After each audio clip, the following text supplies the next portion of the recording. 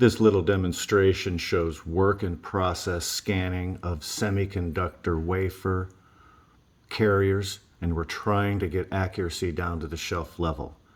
Notice the tag that ends in 27953. It's the fourth one from the bottom. That one has the strongest signal at -36.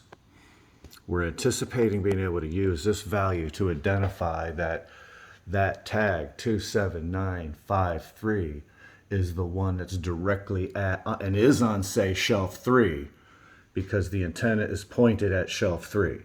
And if we use different antennas for different shelves, we can see granularity of inventory down to the shelf level. Now notice the tag way up high, the 0BC. It only scanned it 5 times as the furthest away. So based upon the signal strength, we can do some triangulation of what is down to the shelf level. And again, this is one AN480 antenna to an FX7500 RFID reader.